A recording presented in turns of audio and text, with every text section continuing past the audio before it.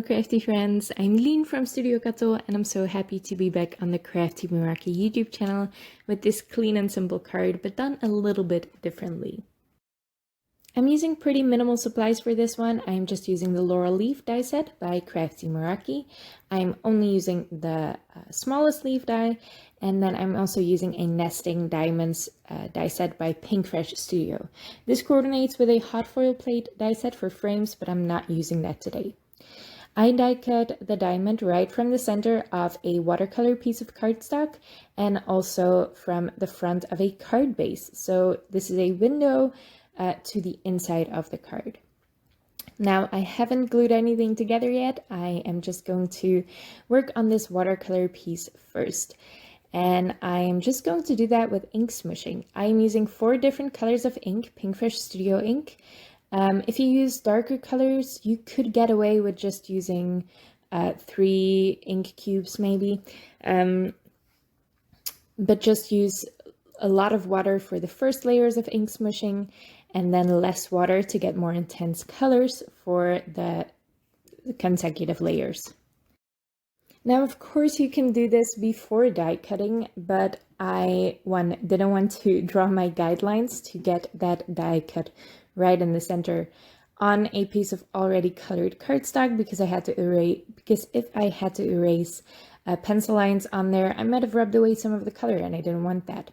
I also just really want the die cut already there so I know where to place my ink, and that's really easy to do with a piece of acetate. I just cut apart some packaging to get a small piece of acetate.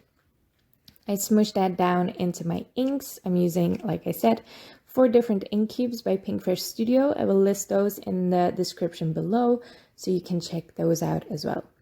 Now I did want to bring in some more Tidal Pond ink. I really love the color, but it's quite dark. So I just wanted to add that with a brush for a little bit more control. Now to step this up, I am taking the ink cubes directly to the paper and I am going from the inside of the frame and I'm just rubbing it out. So where the color is, so for the green, I only did it where the green ink smushing was. I'm just rubbing on some more intense colors to get that frame darker in the center, and that's really going to make it stand out. Bringing some more intense color in after you're done ink smushing really steps it up, and it's one of those things that only takes a couple of minutes extra, but it really makes a difference. Now here I did an extra step somewhere that wasn't really necessary, but I only realized that after I was basically done, so let's just go through it. I stacked up those Laurel leaf die cuts. I stacked up 4 white ones, and I also have a colored die cut. Now, because I didn't want any of the white showing, I colored it all with my alcohol marker. So I really could have just not used the colored die cut, but I just went ahead with it. I was listening to music, I was distracted, so I just went ahead with it, but you don't need the colored die cut. What I'm going to do now is just heat emboss over this.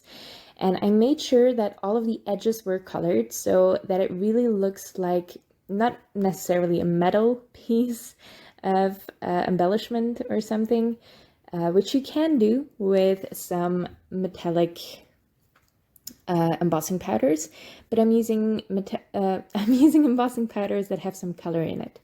Now first I'm doing 2 layers of clear heat embossing. So I'm just making this glossy, making it shiny, and it's going to look like a resin piece when you're done, and I really love that look. So I just smush the die cut into the embossing powder in the embossing ink pad, then I sprinkle on the embossing powder. I also make sure to cover the sides where possible, where it has picked up some of the ink by being smushed into the ink pad. Now this already looks very pretty, but I am going to add one of my favorite embossing powders, and it's the Royal Emerald embossing powder by Wow, and it's green, but it is it's a transparent green, so that is why I also colored the die cut green to really make that green come out. But it also has some really gorgeous gold in it, and it's going to look like a crackle effect almost because of that clear embossing already there. Things are going to get moving pretty quickly, They move together, the embossing powders melt together, and then you get this gorgeous gold. It really looks like you put some gold alcohol ink into your resin. I don't know if any of you work with resin. I think it's a little bit too advanced for me, but I love watching the videos on YouTube, so I know what it looks like.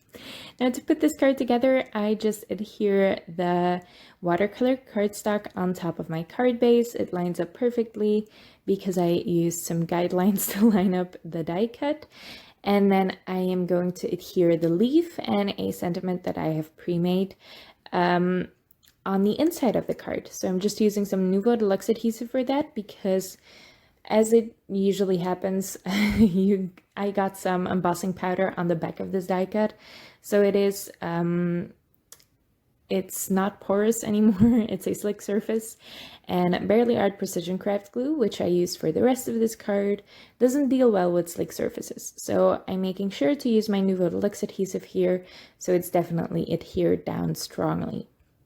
I'm going to do the same for the sentiment strip.